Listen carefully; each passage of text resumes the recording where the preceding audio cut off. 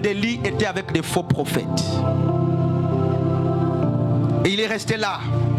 Il est resté là. Je vais ouvrir une parenthèse. Si je dis dans la parenthèse, aidez-moi à la fermer. Pour la reproduction, c'est une parenthèse. Il faut 2 gamètes, les gamètes mâles et les gamètes femelles.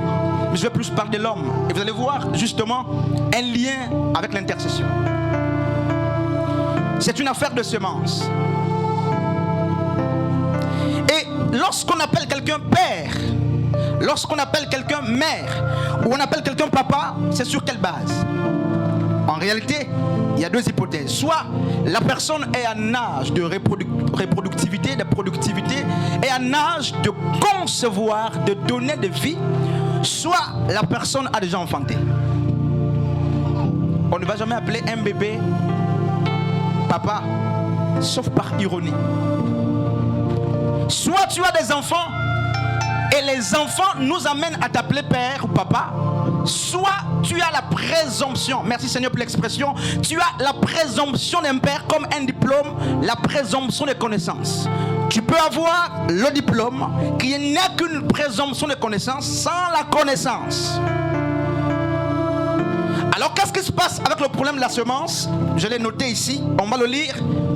Lorsqu'on parle de l'homme, il n'est pas père lorsqu'il n'a pas d'enfant. Mais si on l'appelle père par présomption de connaissance, il faut qu'on aille vérifier la semence. Regarde ce qui se passe, frères et sœurs. La semence, c'est le liquide, n'est-ce pas, séminal de l'homme, je parle de l'homme. Et c'est ce dernier justement en fécondation avec l'ovule, les gamètes de la femme qui amènent la fécondité. On connaît ces choses. Mais tout homme a une sémence.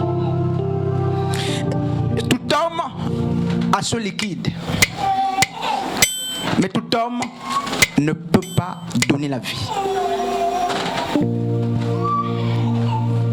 Je vais rester calme là. Tout homme a ce liquide séminal. Pourquoi j'en parle? Mais je parle parce qu'il y a quelque chose. Mais tout homme ne donne pas la vie.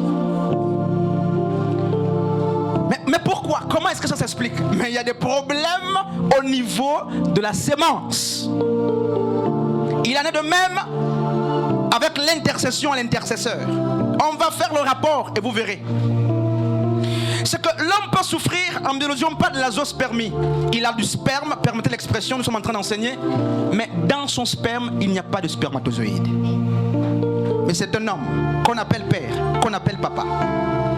Il a le liquide séminal, mais dans le liquide séminal, il y a 80% de liquide et 20% de spermatozoïdes. Mais on dit l'azospermie, c'est un état dans lequel se trouve un homme qui a le liquide séminal, mais qui n'a pas de spermatozoïdes. Quel que soit le type de femme qu'il croise, il ne fera pas d'enfant. Même s'il monte, même s'il descend, il ne fera pas d'enfant. Pourquoi? Le problème n'est pas dans la sémence ou le liquide séminal, le ministère. Non, je reste calme, frère. Le problème n'est pas à ce niveau. Le problème n'est pas, frère, au niveau mais de la sémence ou du liquide séminal qu'il a.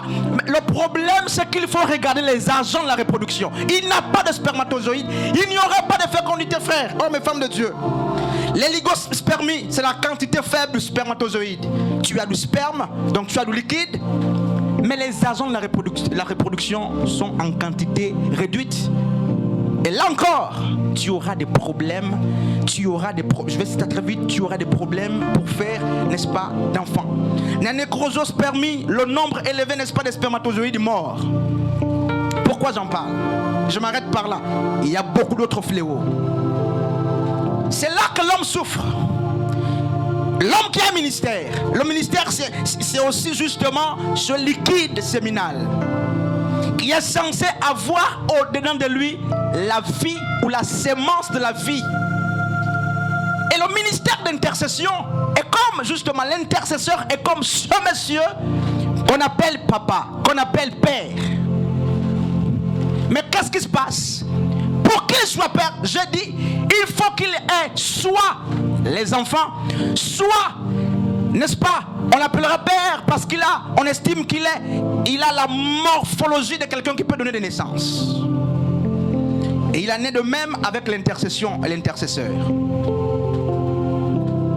Vous êtes intercesseur, vous avez le ministère, n'est-ce pas, l'intercession, mais vide. Pourquoi? Il n'y a pas de vie à l'intérieur. C'est le ministère de bruit. Hommes et femmes de Dieu. La capacité à donner naissance, mais ce n'est pas juste la présomption. Il faut des résultats. Pour savoir que je suis fécond, il faut des résultats. La fécondité. Lorsque l'intercesseur se lève pour prier, c'est comme un homme qui a donné la sémence, qui est censé aller féconder l'ovule. Et le résultat, c'est qu'il faut qu'on ait, n'est-ce pas, mais une cellule œuf, un zygote et tout ce qui va avec. Quand il n'y a pas, il sera difficile. Il sera très difficile qu'on soit appelé intercesseur. Si l'intercesseur justement, l'intercession, n'est-ce pas, est le ministère pour lequel tu es appelé, alors est-ce qu'il a la vie? Est-ce qu'il a l'efficacité? Est-ce qu'il a la forme qu'il faut? J'ai vu Daniel, dans Daniel chapitre 10, prier. C'est un prophète très habile. Depuis le verset 11. Daniel est en train de prier.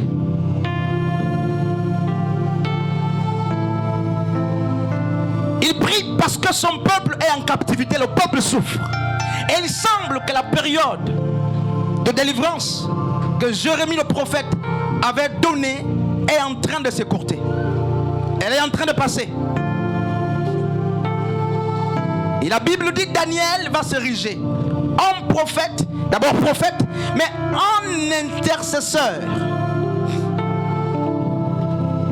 Il va prier le Seigneur au sujet justement du peuple qui était en souffrance. Et la Bible dit, Daniel ne voit pas l'exaucement. Mais le récit biblique nous fait comprendre que dès l'instant où Daniel a prié, Dieu a exaucé. Mais Daniel ne voyait pas l'exaucement. Dès l'instant où Daniel a ouvert la bouche, dès l'instant où il a eu l'appétit de prier, la Bible dit Dieu a exaucé au ciel. Mais il n'y avait rien sur la terre. C'est que les anges se sont accommodés avec Dieu au ciel pour donner suite favorable à la prière de Daniel. Mais il n'y avait pas d'impact. Il n'y avait rien sur la terre. Les décisions prises au ciel sont restées bloquées quelque part. Et la Bible nous apprend que le roi de Perse, un des chefs de Perse, avait retenu la prière. Du moins, l'exaucement de Daniel était retenu.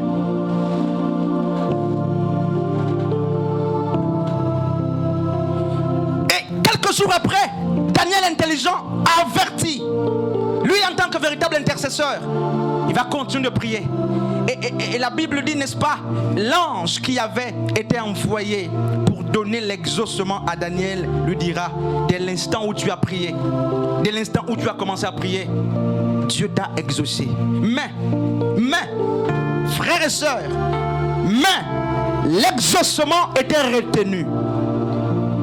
L'exaucement était retenu par un démon territorial, un démon perse, qui gouvernait la Perse. Cet esprit, cet ange maléfique avait pris l'exaucement, la réponse de Dieu à la prière de Daniel.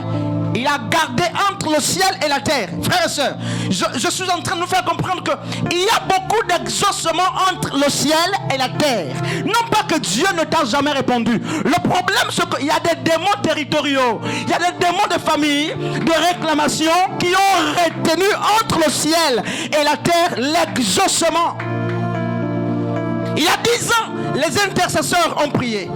Il y a 10 ans, toi tu as prié pour un cas jusqu'ici. Il n'y a pas d'accomplissement. Comme Daniel, le Seigneur nous apprend que l'intercesseur doit comprendre qu'il y a entre le ciel et la terre un monde angélique capable de tenir captif l'exaucement. Et là, l'exaucement a été tenu là, bloqué par un démon territorial. Et la Bible dit, parce que lorsqu'on fait l'angéologie, frère, on nous apprendra que les anges ont la hiérarchie. Et le démon ou l'ange qui avait retenu la prière, n'est-ce pas, de l'exaucement de Daniel, ne pouvait être combattu que par un autre ange, n'est-ce pas, du même rang que lui. Michael va être dépêché parce que cet ange ne pouvait pas. Frères et sœurs, cet ange ne pouvait rien devant l'ange de Perse, un chef satanique qui a bloqué un ange de Dieu. Le combat spirituel, frère, même les anges subissent.